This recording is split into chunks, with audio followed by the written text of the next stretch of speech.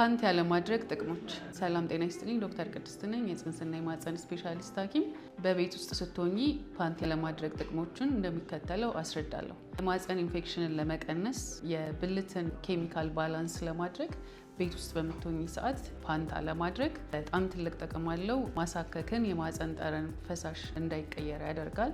በብዛት የሴት ልጅ ብልት ልብስ ታፍኖ ይውላል፣ ሞዴስ ይደረግበታል። የማህፀን ኢንፌክሽን እንዲባባስ ከሚያደርጉ ነገሮች መቆጠብ ያለብሽ በኬሚካል አለመታጠብ። ለምሳሌ ዲቶል፣ ቤኪንግ ሶዳ፣ አቼቶ፣ ምንም አይነት ኬሚካል የሴትን ልጅ ብልት መንካት የለበትም። በሳሙና መታጠብ የለብሽም። ማጠቢያ ሻምፖ ተብለው ማርኬት ላይ ያሉትን ነገሮች ማስነካት የለብሽም። ቤት ውስጥ ስትሆኚ መታጠብ የምትፈልጊና ማጽዳት የምትፈልጊ ከሆነ በንጹህ ውሃ ያለ ጨው በዛ መዘብዘፍ አለብሽ። ፓንቶችሽ ኮተን መሆን አለባቸው፣ ከለር የሌላቸው መሆን አለባቸው። የበለጠ የማህፀንን ፒኤች እና አሲዳማነቱን ለማስተካከል የሚጠቅሙሽ የሚከተሉት ናቸው።